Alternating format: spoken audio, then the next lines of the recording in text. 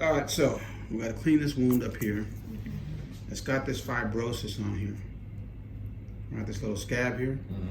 So we're going to clean up this outside, remove this scab out of the middle. And then take the swab. And take a swab, yeah. You don't want to culture the top of this, you want to culture underneath. So you got all this dead skin around this outside.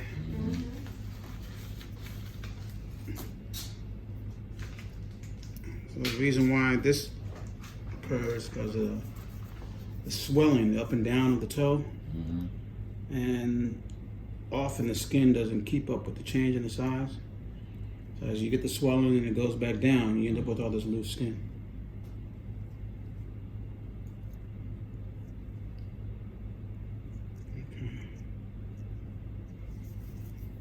All right, so you haven't been covering this with anything? Band-aids or nothing? Yeah, you got a lot of lint in here just too. Your socks, right? Yeah, okay. I'm gonna remove this thing right here. This fibrosis is called an eschar. And just a big scab on here. You want to be careful removing this because you're on the Eliquis, the blood thinner. We don't want to create a new problem because of that.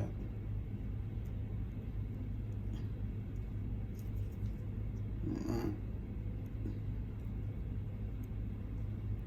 It's coming right off. So you take this out and nothing's bleeding. Just because it's basically dead tissue. So you got all this eschar on here, man. All the scar tissue. Again, fortunately, it's not gangrenous, it's not gangrene. So you haven't had x-rays or anything of this toe, huh? So that's the concern when you've had a wound like this for this long, and no doctor or other professional has seen it. So we have to make sure you don't have an infection underneath, particularly an infection of the bone. So you're gonna go get an x-ray for me, okay? Okay. You're gonna get prescription for antibiotics today. Sponge that. Great. Bleeding now. Yeah. We'll be in control. Sponge. It's still sinking.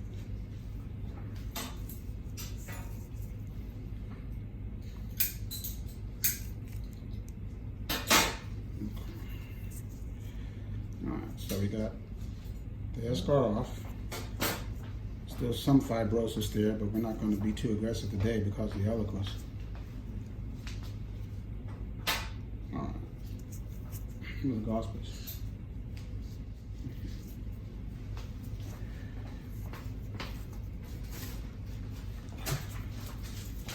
So we're gonna, while we're working on the bottom, tape this down. Just pressure rest.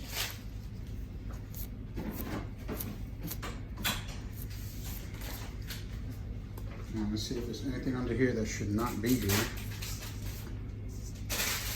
Hopefully it's just callus.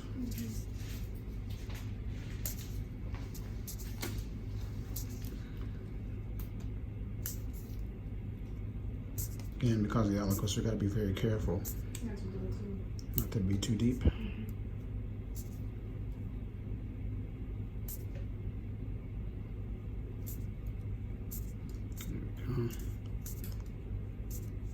Coming down, so far it looks like it's mostly just callus. Every now and then when we're doing these, as we get closer to the bottom, especially more in the center where this one is, we'll see a small ulcer. You see a small ulcer? You were just about there. There's a little white spot right there. See that, Alexa? Yeah. Actually, you can see a little break in the skin right there. Yeah. See that? So you were on your way under here. Oh, checked it at just a time, huh? Well, yeah. See, it looks like there's a little blister here. There it is. Yep. Yep, you do have an ulcer here. You said I do? It's pretty clean though. Right. It's pretty clean.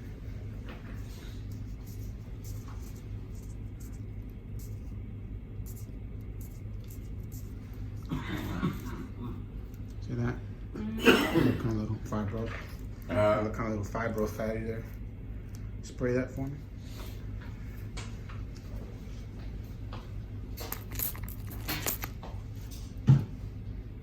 Clean this up some. Yeah, there it is, right there.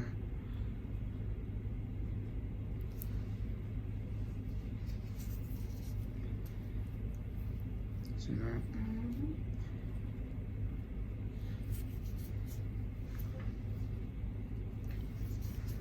Take a picture of that white. In a second. Oh. Thanks. Oh, you did? Okay. So this is the one from the wound from 4 years ago.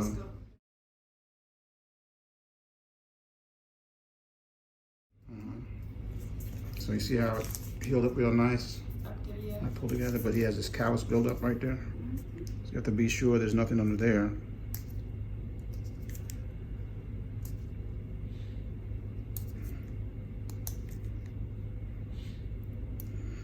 What age did you start smoking, man?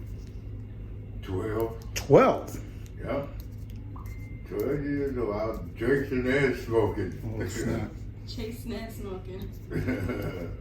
All right, so under here doesn't look too bad. Looks good, right? That's very good. All right, so this was still completely closed. That's good. All right, let's take a culture, wrap them up. All right, so let's see what's happening here.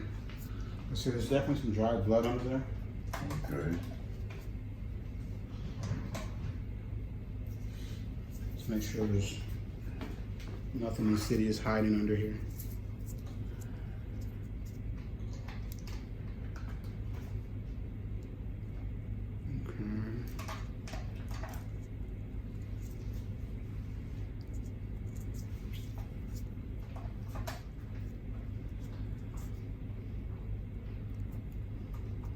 So you're on your way to having an ulcer here on the second toe. And all this rubbing against the big nail on the big toe.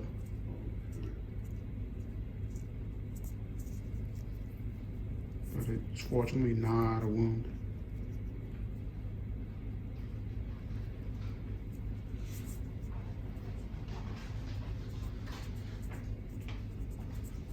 All right. All right. So we're trying to see what bacteria is under here. I'm sure we're going to find something, being that it's a month old. No such thing as a sterile wound. But what's good about it, it doesn't look infected. The Eliquis helps, but it's not the cure for the circulation problem. The cure for the circulation problem is opening those blood vessels up. That's what that's going to do to help everything. Because Eliquis by itself will not get this wound to heal. No blood thinner by itself will get this wound to heal. You got to get the natural blood flow back opened up. And how would you do that? Well, there's different ways. You've already had a bypass, so. But there's what we call endovascular ways to do it, where they make a small incision in the groin and then put some catheters down in there, do what we call balloon angioplasty, put in stents, things like that. Well, I mean, we'll see. Have to see what's necessary. I know everything much about them stents. Yeah, I mean, everything has its side effects and risk and complications. Right. But this circulation has to get open. Okay. That is a must. Right. And Eliquis by itself will not do it. Not do it.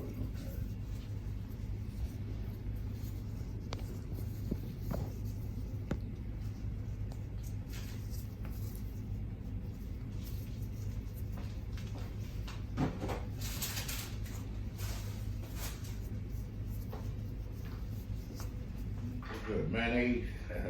Mayonnaise. It's the first time I ever heard anybody call it mayonnaise. This is shea butter, man. Okay. Much better than mayonnaise. Trust me, you don't want to put this on your sandwich.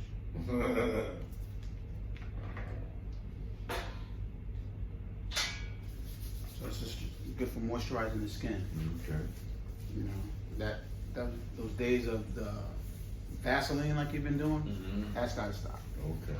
Vaseline, all it does is grease your skin. It doesn't moisturize at all. Okay. So I just use lotion. Yeah, lotion is fine, shea butter is fine.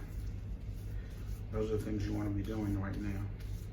Okay. You're gonna use it, you know, these areas of the foot. Do not use it on the wounds. Okay. Okay? Now, remember, we're dealing with 2 wounds, here on the side of the big toe and on underneath the the bottom. All right? When you do your dressing changes. Are you going to be doing them yourself? Yeah. Okay. Got to do it every day. All right, I'm going to see you back Wednesday to see how this has come along, and you're going to get your circulation test done. We got to see where that stands. All right? And you have to be open-minded to whatever treatment may be necessary, even if it involves balloons or stents or anything else like that. Because if Well, that's, you know what's right. yeah. So, because if that circulation is not improved, you can take Eliquis to the cows come home. It's not going to make this wound heal. All right? Eliquis is, you know, can prevent things from getting worse, but we don't use Eliquis or any blood thinners as a wound healing agent. Okay. Got it? We like the natural blood flow to get through here. Well, I trust you. That's why I came back. Well, I appreciate it, man. Yeah. All right, man. We're looking better here. All right. Yeah, I like what we're seeing here now. All right, any problems between now and then? You know, different ways to get in touch with me. We got a text number too, so you know, if we're not here and the phone's not answered, just text me. I have access to that 24 hours a day, and we get you straight. All right, no bath water, just the stuff we're going to prescribe for you to change the dressing. Okay. All right, keep it covered, keep a dressing on. All right, no, take the dressing off to let it get air. There's plenty of air going through this gauze. Okay, and keep it clean, keep it wet, keep it dry. You're going to get the surgical shoe, wear that instead of your sneaker. This is all healed up. Because remember, regular shoes going to put too much pressure on it and could actually make it worse. All right? All right, brother. I want to see you next week. All right. All right, bet. So I'm gonna get a surgical shoe? Yeah, the surgical, all that. Yep. Okay. Okay, man. I appreciate that. Yep. Here are my 3 takeaways from this case. Number 1, do not take matters into your own hands. This patient waited a month before calling to make an appointment to come to see me. He had this problem before, 4 years ago, and I was able to treat it successfully. Just because you had successful treatment before, don't think that you can take things into your own hands if it happens again. Number 2, salons are great, but they are not a substitute for good podiatric care. If you have diabetes or poor circulation, neuropathy, or any other systemic condition that has manifestations in the feet, see a podiatrist. Nail salons can trim your nails and things like that, but if you have a medical problem, you need a medical expert. Number 3, smoking damages more than just the lungs. It has devastating effects on the cardiovascular system. This can lead to heart disease, strokes, and just like in this patient, it can cause ulcers in the legs and feet, which puts the patient at a high risk of amputation.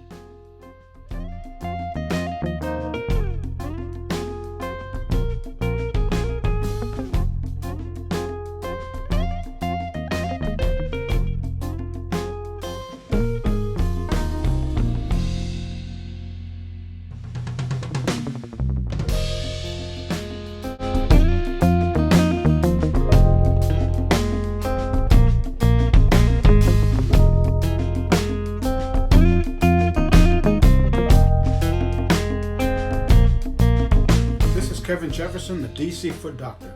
Thank you for watching this video. Like it with a big thumbs up. To see very interesting cases and my approach and techniques to dealing with them, and to learn how you can improve your foot health, subscribe to the channel. Ring the bell so you will know when a new video has been uploaded.